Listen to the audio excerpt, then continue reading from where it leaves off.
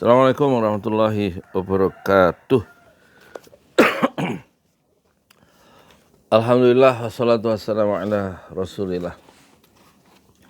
Ini tukang donat mau baca buku bahasa Inggris ya. Belajar baca buku Inggris. Tujuannya supaya kelihatan pintar dan membentuk citra diri positif ya di depan para penontonnya. Oh ternyata dia bisa baca buku bahasa Inggris ya, meskipun terbata-bata ya. When eventually set him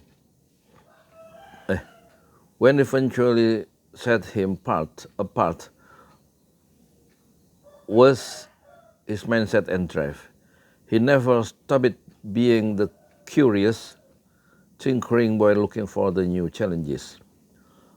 Long after other young men had taken up their roles in society, he rode the rails from city to city, learning everything he could about telegraphy and working his way up the ladder of telegraphers through non-stop self-education and invention. And later, much to the disappointment of his wife, his consuming love remained self-improvement and invention, but only in his field. Biarin supaya kelihatan pinter. Angel saya kira. There are many myths about ability and achievement, especially about the lone, brilliant person suddenly producing amazing things. Yet Darwin's masterwork, The Origin of Species, ini karya besar dari Darwin ya, yaitu The Origin of Species, took years of teamwork in the field, hundreds of discussions with colleagues and mentors, several preliminary drafts, and half a lifetime of dedication before it reached fruition. Mozart itu musikus besar ya, apa sih musikus besar, bukan musikus, komposer besar dari Jerman pas Swiss ya.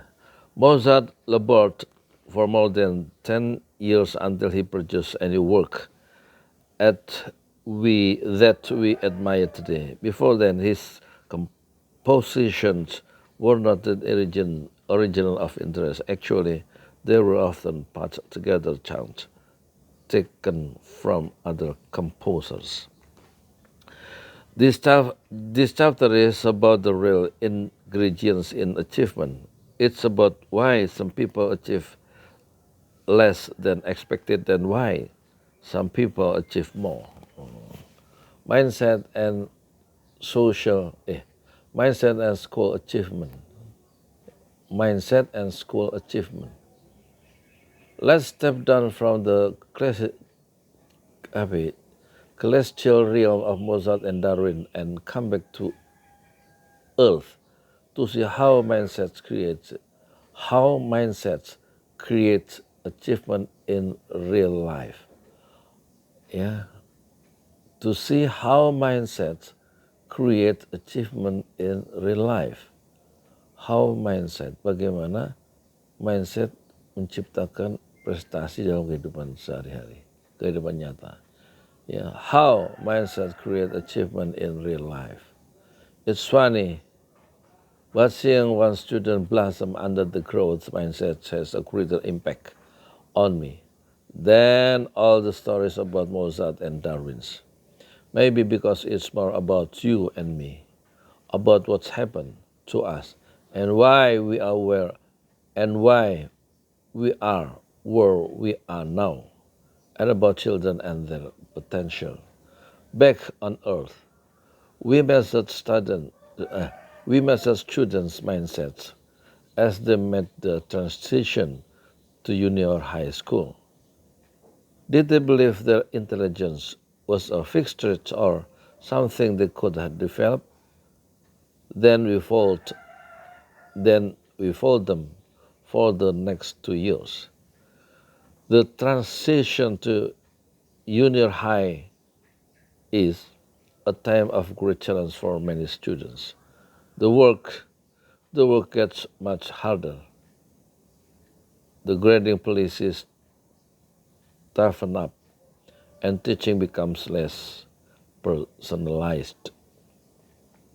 And all this happen while students are copying with their new dozens, buddies, and rules. Grades suffer, but not everyone's grades suffer equally. No, in our study, only the study which the fixed mindset show the decline.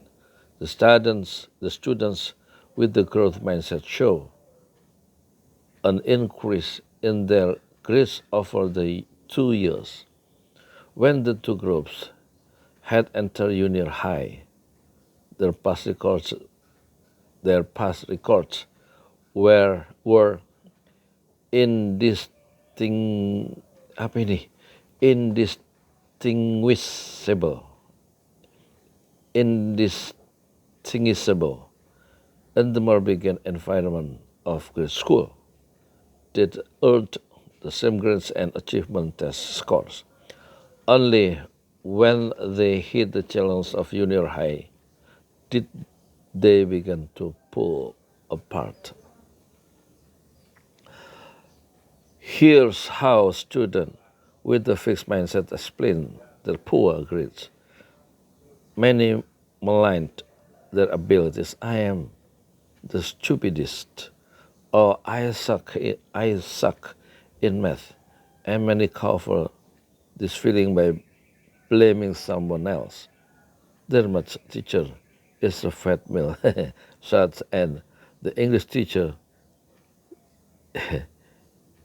is a slob with a pink S because the teacher is on crack. This is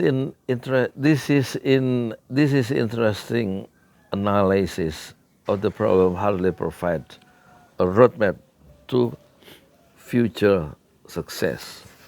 With the threat of failure looming, students with the growth mindset instead mobilize their resources for learning. They told us they told us that they too some things felt overwhelmed, but their response was to dig in, do what it takes. There were like George Dancing. Who? George Dancing was a graduate student in math at Berkeley. One day, as usual, he rushed in late to his math class and quickly copied the two homework problems from the blackboard. When he later went to do them, he found them very difficult, and it took him several days of hard work to crack them open and solve them. They turned out not to be homework problems at all. They were two famous math problems that had never been solved.